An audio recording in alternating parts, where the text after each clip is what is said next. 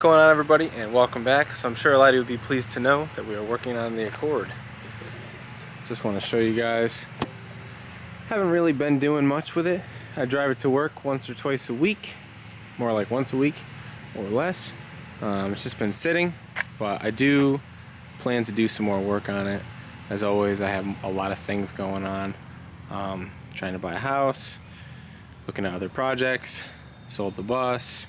So obviously this thing is the daily, but this is sort of one of two projects I have right now, along with the Tahoe that's being rebuilt. So that's like a third project.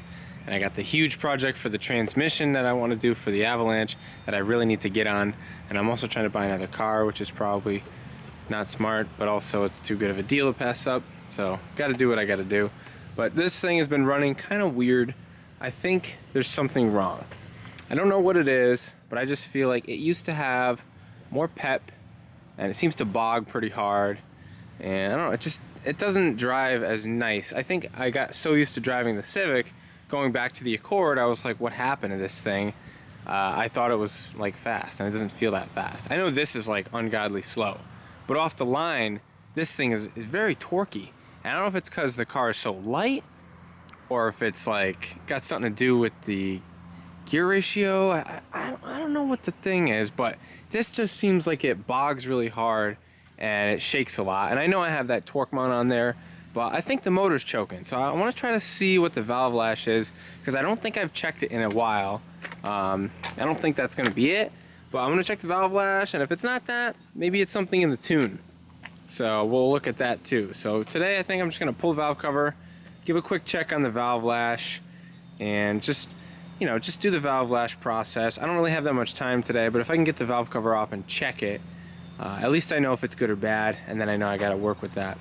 So I just heard it lock itself, so good to know it's still up to its old habits. I think it's happy that I'm gonna work on it. It's talking. So we're gonna get to work on the Accord like I said.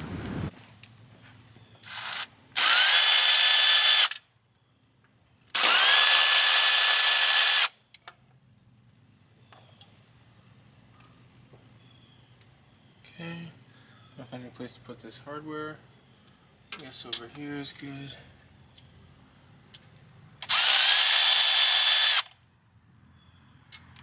Should probably undo these big guys first.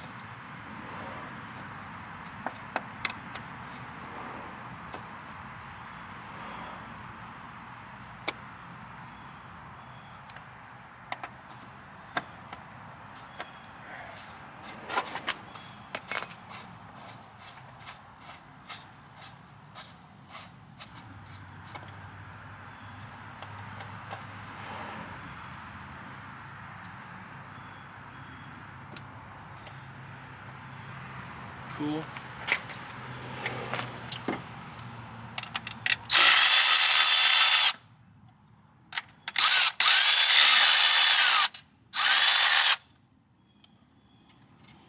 All right. That should be it.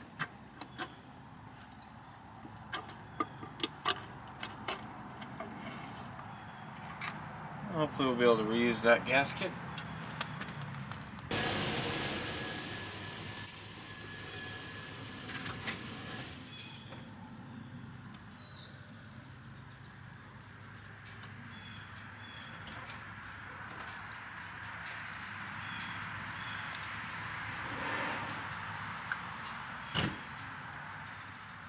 Oh, and I busted the gasket too. So I did obviously bust the gasket, just my luck. I was gonna reuse it. I'll see if I got another one in the attic. If I don't, then I guess I'm gonna have to order one. Typical. That's something I would do. So I'm gonna get feeler gauges, and I gotta turn the engine over. I gotta look up the procedure, and I'll show you guys what cylinder has to be a TDC. And I think it's this is well, I know this is cylinder number 1, but when is cylinder number 1 at TDC? I don't know that, so we'll have to turn the crank over, which is going to be fun. I think it's going to be kind of a pain to do it because we're going to have to jack the car up. So I might not actually get to check it today, but I'll see if I can check a couple. They were really tight on the exhaust side on the Civic. Let's see. Okay, so that one, those guys are loose. Those are tight, but that's pressing down. This is loose. That's loose. And that's loose. So those actually feel decent. I don't know. We had some play there. Feels good too. We won't know until we check it, I guess. Gotta get a feeler gauge in there and see what it feels like. So things kind of hit the fan with the Accord. The valve last checked out okay. I looked at it, it looks fine. So I think I'm just gonna leave it. And I did break the valve cover gasket, as you guys probably saw in that clip. So I ordered a new one, should be here tomorrow. So I don't know. I'll get to that hopefully tomorrow or this weekend. Put that back together and carry on that video. For right now, we're gonna work on the Tahoe. It's it needs some love here. We're about to finish. It's been sitting for a while. I've been working on other stuff, but I got knock sensors and a harness, so I should be able to put it all back together and fire it. Make sure it sounds good, and then we'll put some coolant in it. Maybe we'll take it for a rip. Hopefully everything worked out and it runs good now. So we did drained all the oil out and everything, so I got some new oil to put in it, and filters already on it, pre-filled. So we should be ready for a startup after we get the intake manifold on and all the rest of the stuff. So I'm just gonna try to throw some music on and jam, and I'll get this knocked out, and hopefully we can start this thing. And I know you guys probably wanted to see the Honda, and I teased you, but we're gonna end up working on the Tahoe in this one. All right, guys, I'm gonna start this thing. I always get nervous. I hate firing things up for the first time. Gives me anxiety. I have confidence in my work, but when you do a big job like this, especially on the side, or especially when it's your first time, I haven't done anything on anything this old. So actually, I gotta tighten the positive on the alternator. I just remembered that just now. So it would not have been charging. So let me just tighten that little guy there. I'll see if I can find myself a wrench. And then we will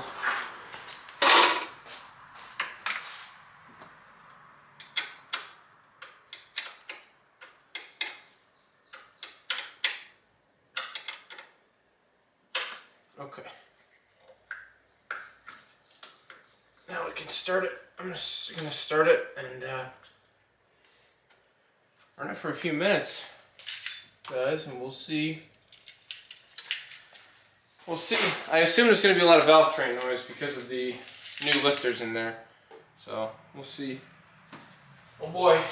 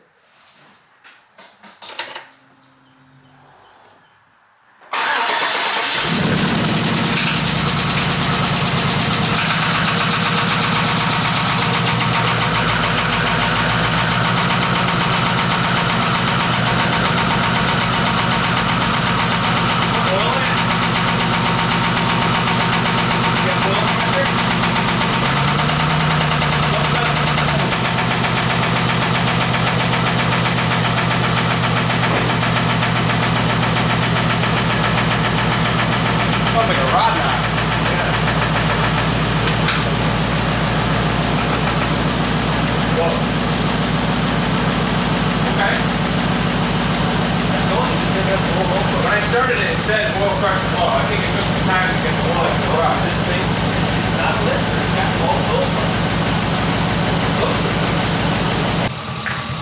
So, when I first fired this thing up, guys, I kind of was terrified. I'm not going to lie, because, listen, it might have been rod knocking. I don't know for sure. I'm sure you can hear it in the video. It sounded like it was rod knocking, along with all the lifter noise. And I think on top of it, the exhaust pipe, the headers pulled the exhaust in such a way where the pipe was hitting the frame back there. See, I got that side exit, and it was hitting the frame, and like in a chop manner like this, and it sounded like it was rod knocking. I was like, oh great, we just blew this motor. And then it went away, and I was like, okay, it went away, we're gonna be all right. So it's been gone. I moved the exhaust pipe now. It sounds better. It was misfiring earlier. The check light was flashing, but seems to have gone away. Could have been a foul plug or something.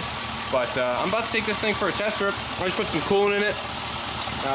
Yeah, just letting it warm up over here. I'm gonna take it for its first rip. That sounds good. Sounds really good, guys. The headers are sealing pretty well. I don't really hear any leaks. I hear just injectors tickling, or, you know, injectors clicking, whatever they sound injectors make. I feel like I hear a little vacuum leak, but probably not. I'm sure it's just my imagination. But yeah, she's ready to rip. So obviously the check light's on. It is still missing at times. Seems like under load. I've just been giving it a nice easy drive, but it does seem like it's down on power a little bit and misfiring, so probably got a plug wire issue or a spark plug, or who knows, you know.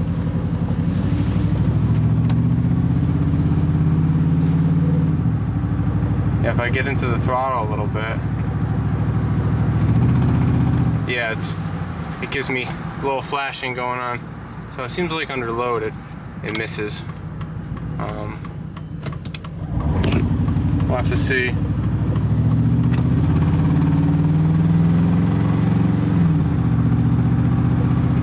Yeah, we definitely got at least one cylinder down. So I'll take it back and we'll see if we can get the scan tool on it and see which cylinder it is. Alright guys, so I was kind of messing around here and got the misfire data up here. I don't know if you can see. We got some misfires. I think it's 4 is the main culprit. I don't know, we also may have a problem with 3, but I don't know what is the problem as of right now. I know that we do have a misfire. It's pretty much a dead miss on 4, and I have swapped a spark plug into 4 that was on the bench that was in the truck earlier. I swapped a spark plug wire multiple times off of different cylinders that weren't misfiring. I also swapped a coil, and that didn't seem to change anything. So I haven't yet done a running compression test, which I was thinking about doing, but I think the best thing that we could do, because we did have that god-awful noise on startup, and yeah, I don't know. You know, I want to think nothing fell down in there, but you never know. Something could have fallen down into the intake port and went past the valve and then got chewed up. And I hope that's not the case. I really do, because that would just, I'd have to pull the head back off, obviously, and then repair the valve. Hopefully we didn't do any damage to the piston and blah, blah, blah.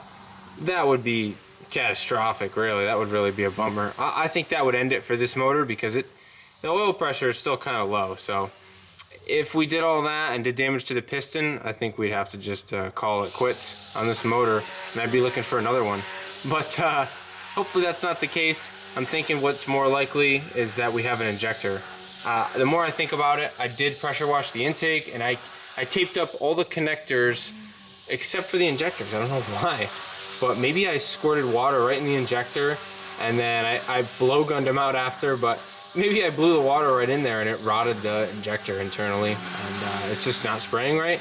I'm hoping that's the case. I don't really smell fuel, so maybe it's a lean miss, and it does misfire when I get under wide open, so maybe that's it. I really hope that's the case, that it's an injector. Probably should have swapped injectors. I pulled it all apart because I was nervous, making sure the push rods weren't bent, and I had my dad crank it over, and I watched the rockers, and they do their thing. So, you know, I really want to say that it's not a bent valve, but tomorrow I'm going to bring home the leak down tester, and I'll do a leak down test on it. So basically you put compressed air in there, and we'll put compressed air into the cylinder, and we'll see if any leaks out. So, you know, combustion pressures are like really high, so you could put compressor line pressure to it if the rockers aren't on it, and it's going to seal, and there's no way it can't seal. So it's just going to push up on the valves and push them into the seat. So it'll seal, or if it doesn't seal and we hear any leakage, leaking out of the exhaust or leaking out of the intake, then that means we bent the valve, and that really sucks. So hopefully that's not the case, and it's just an injector. Honestly, I think it's an injector, so I'm really hoping on that. I'll have to probably leave that for the next video, guys. Seems like everything just hit the fan in this video. yeah, guys, so I just want to let you know that sometimes it's just like that.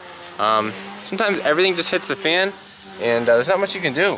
So you just gotta power through and just trust your dieting process. Sometimes you get carried away. Like today, I was ripping the valve cover off, just looking for everything, because I just finished the job. I wanted this thing to run right, and it's not. So this is just what can happen. And I do it every day, and these things occasionally happen to me at work, but they more often happen at home, and that's just the worst part.